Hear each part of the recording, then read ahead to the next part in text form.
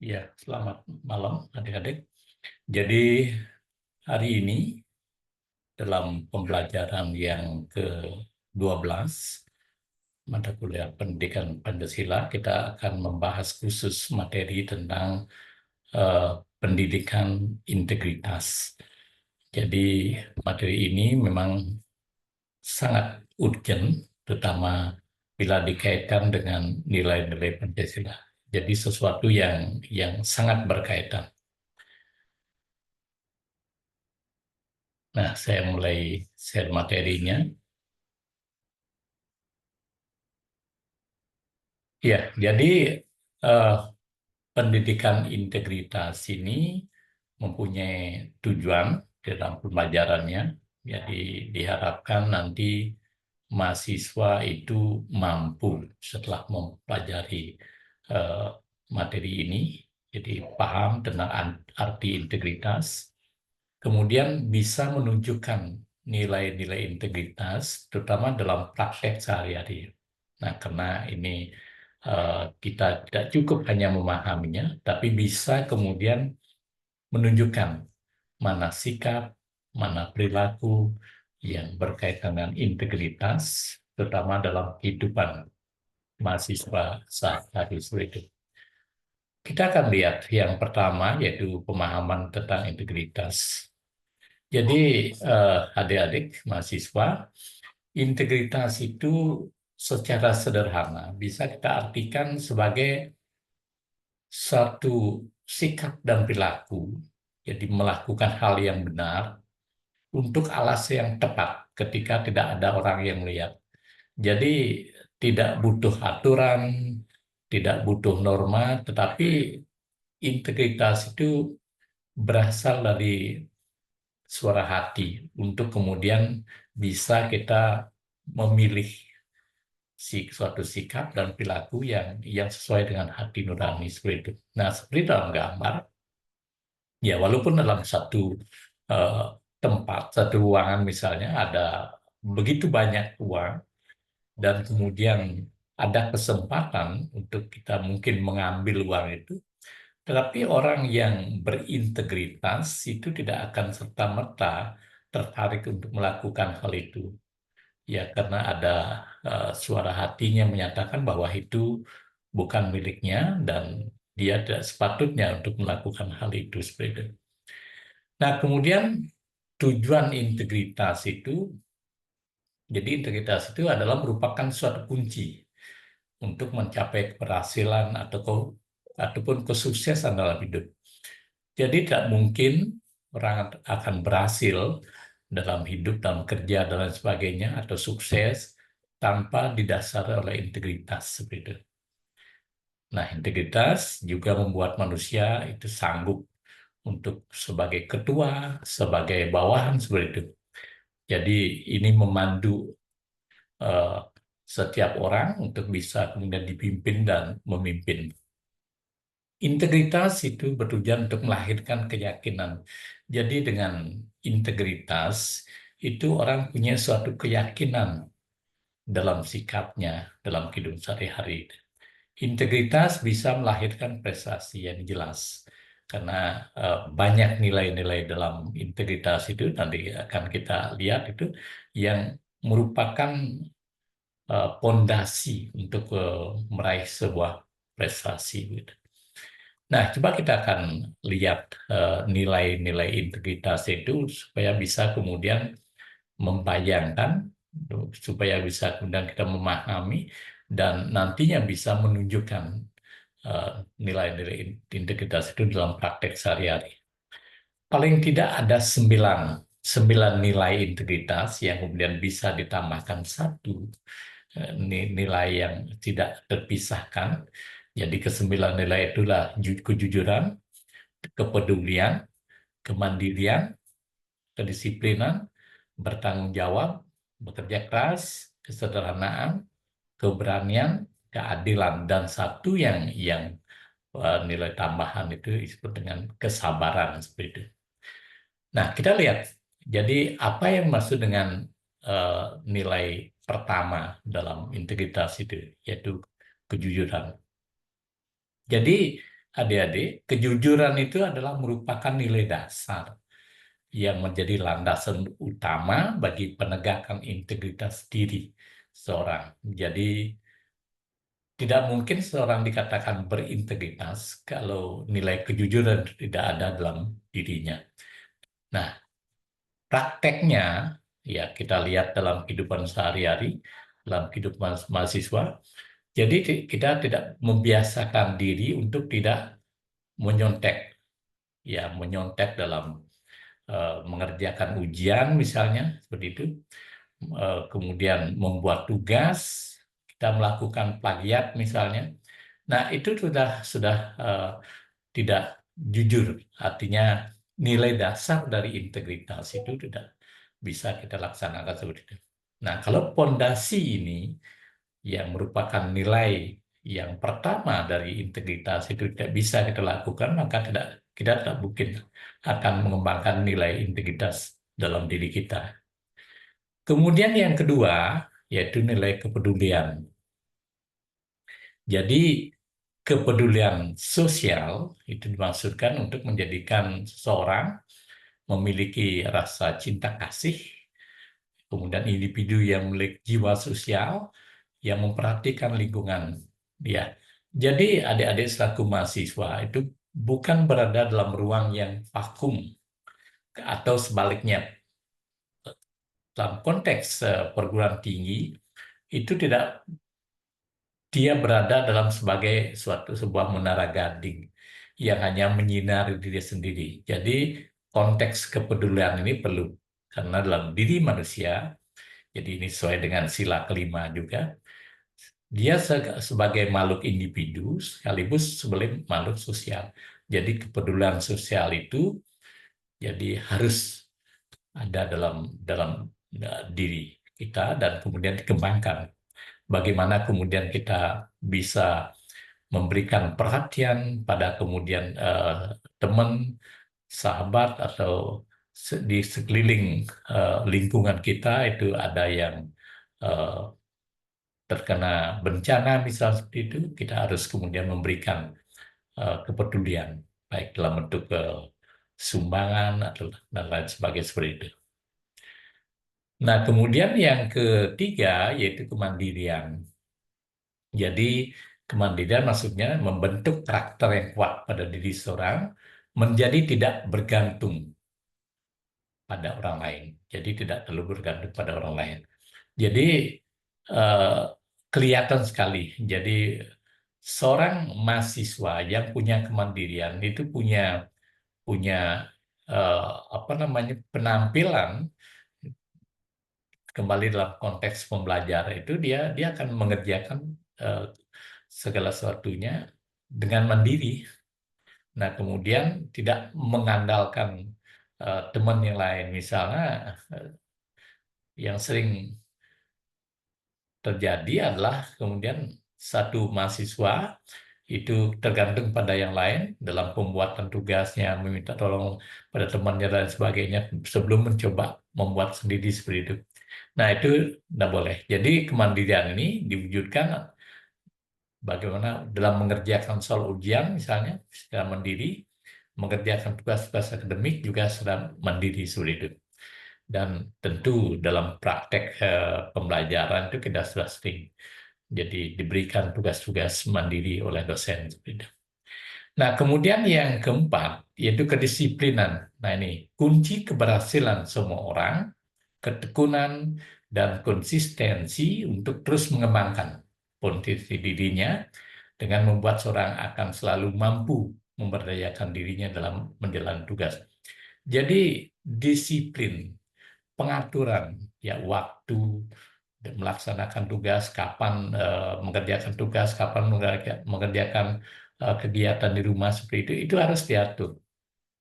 Punya time schedule yang pasti sehingga kemudian kita bisa melaksanakan tugas keseharian, tugas kampus dengan baik seperti itu. Dan ini terus akan dipraktekkan nanti dalam kerja. Jadi tidak hanya kemudian dalam proses pembelajaran, tapi terus dalam eh, kehidupan ini kita dituntut untuk disiplin seperti itu. Nah, kemudian yang kelima, bertanggung jawab. Jadi pribadi yang utuh dan mengenal diri dengan baik, menyadari bahwa keberadaan dirinya di muka bumi ini untuk melakukan perbuatan baik demi kemaslahatan sesama manusia. Jadi ada tanggung jawab.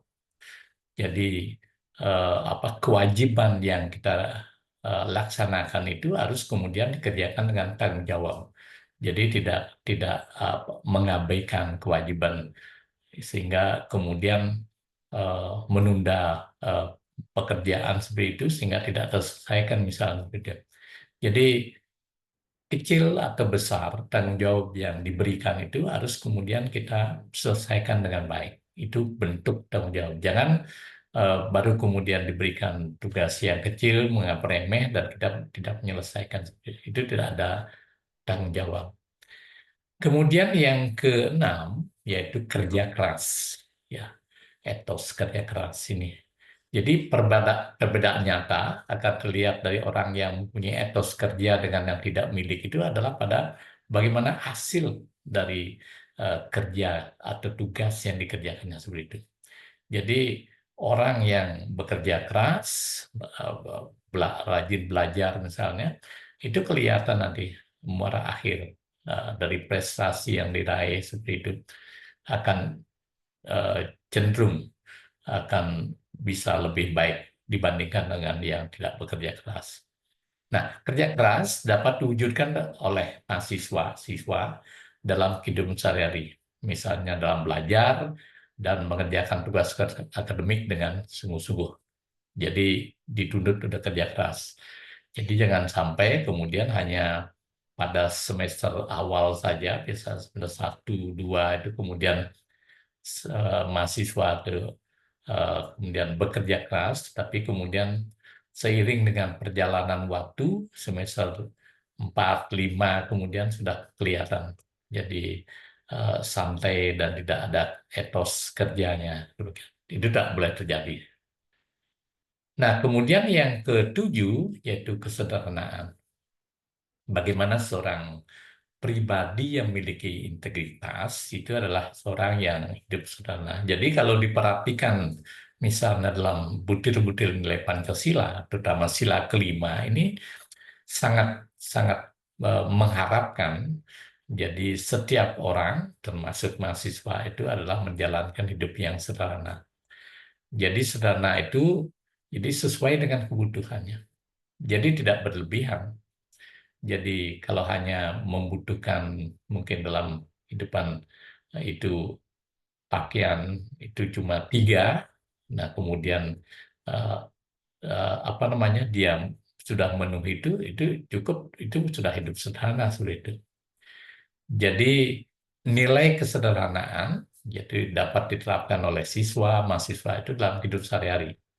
Jadi kelihatan bagaimana kalau kita sudah menerapkan kehidupan sederhana itu kita akan tidak mudah untuk kemudian bergaya hidup yang hedonis, bergaya hidup yang mewah seperti itu. Jadi sudah kemudian kita dituntut oleh nilai itu untuk tetap merasa cukup eh, berdasarkan kebutuhan yang sudah dipenuhi, bukan keinginan. Jadi konteks ini menarik sekali ketika Mahatma Gandhi menyatakan hidup sederhana. Jadi bumi ini cukup sebenarnya cukup untuk memenuhi kebutuhan manusia, tetapi tidak cukup bagi manusia yang rakus. Jadi kita diharapkan untuk selalu hidup sederhana. Nah, kemudian keberanian. Jadi nilai integritas yang kedelapan, keberanian. Jadi bagaimana seorang mahasiswa itu memiliki karakter yang kuat, keberanian untuk menyatakan kebenaran dan menolak kebatilan. Nah, seringkali kita bersifat pasif ya, diam ketika kita eh, melihat satu fenomena keadaan yang menurut kita itu tidak benar seperti itu, perlakuan perundungan dan lain sebagainya yang lakukan. Nah, kita harus bersikap. Jadi di sini mahasiswa harus berani untuk menyampaikan bahwa itu tidak benar dan mengambil tindakan untuk mencegah terjadinya peristiwa itu, misalnya perundungan tadi. Nilai ini, jadi nilai kebenaran dapat diwujudkan dengan berani menyatakan kebenaran, berani membela kebenaran, dan berani mengakui kesalahan pula, berani meminta maaf, ya, dan kemudian berani bertanggung jawab juga bila melakukan satu kesalahan seperti itu. Jadi ini sikap yang sering kalau kita misalnya baca epos Mahabharata dan Ramayana, itu sikap yang kemudian keberanian. Jadi bagaimana untuk keberanian yang disampaikan oleh tokoh-tokoh itu kelihatan sekali bagaimana mereka menyatakan satu kebenaran dalam konteks eh, keberanian yang kemudian dimiliki gitu. Nah, kemudian yang kesembilan itu adalah nilai keadilan. Jadi nilai keadilan jadi merupakan satu karakter yang baik yang akan menyadari bahwa apa yang dia terima dengan jerih payahnya seperti itu. Jadi ini bukan berarti eh, satu hal itu dianggap adil bila kita mendapatkan hal yang sama, sudah tidak. Jadi keadilan itu hal yang proporsional.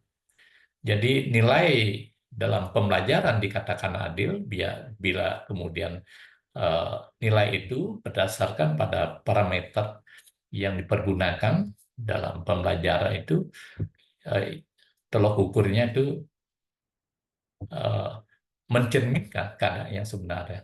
Yang rajin mengumpulkan tugas, yang rajin partisipasi kelas, yang rajin mengumpulkan apa namanya, aktif dalam diskusi misalnya seperti itu akan mendapatkan nilai tinggi dibandingkan dengan yang kurang aktif dan seterusnya. Jadi keadilan dapat dikembangkan oleh siswa dan mahasiswa dalam kehidupan sehari-hari. Ya.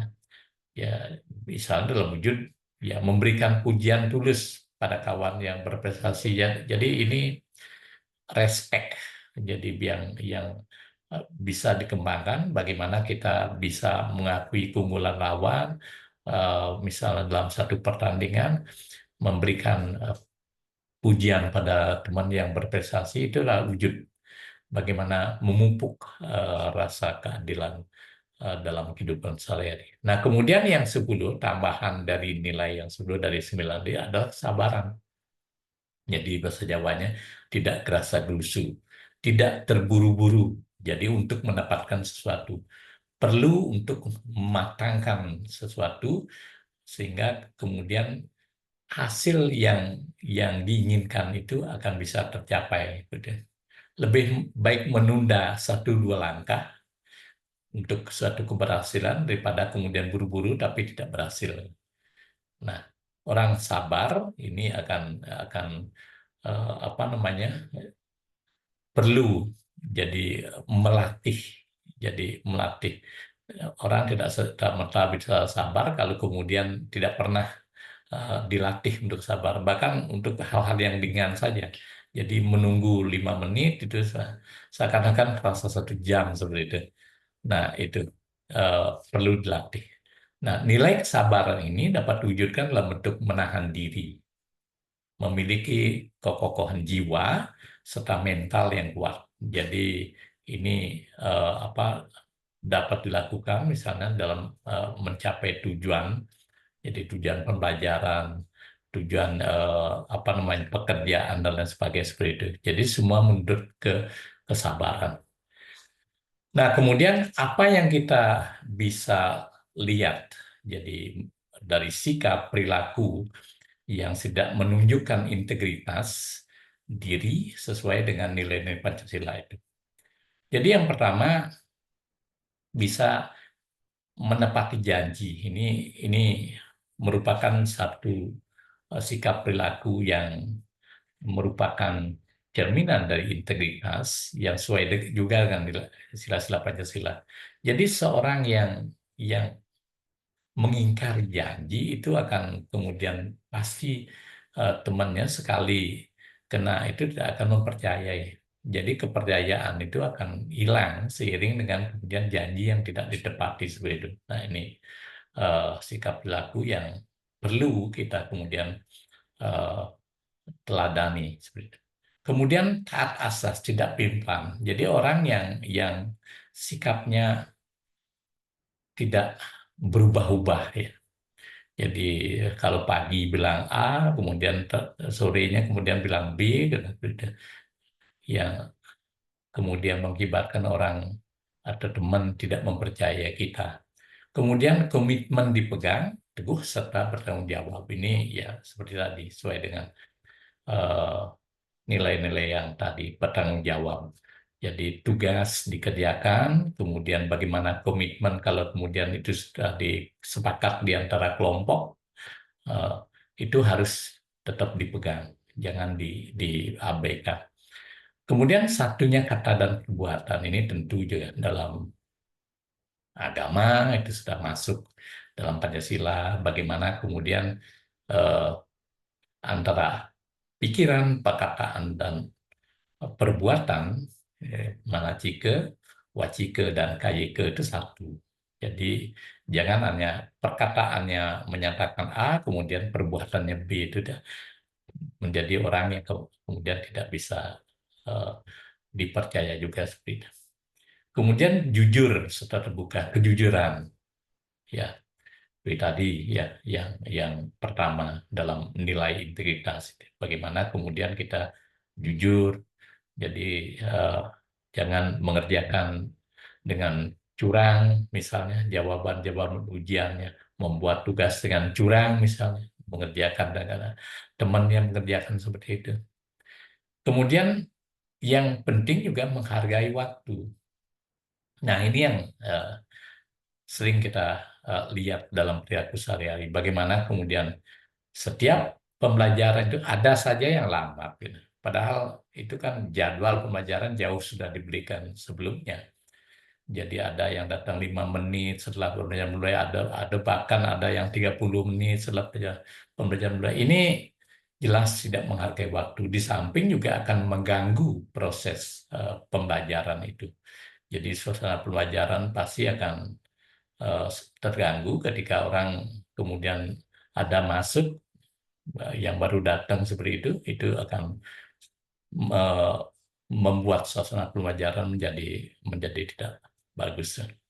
Kemudian yang terakhir itu melindungi prinsip serta nilai-nilai yang diyakini. Jadi konteks nilai nilai integritas kalau sudah kita yakini yang 10 tadi itu harus kemudian kita bisa praktekkan dan kemudian yakini untuk menjadi sebuah pribadi yang lebih baik, pribadi yang berintegritas, yang tentu eh, dengan pribadi yang berintegritas itu nanti akan kemudian bisa mengembangkan kita menjadi manusia yang berkarakter, manusia yang berprestasi, manusia yang berhasil dalam kehidupan. Baik, sementara itu yang bisa saya berikan tentang pendidikan integritas dalam pembelajaran ke-12 pendidikan Pancasila hari ini. Nanti kita akan diskusikan lebih lanjut di kelas seperti itu. Sekian penyampaian materi, jadi terima kasih dan selamat malam.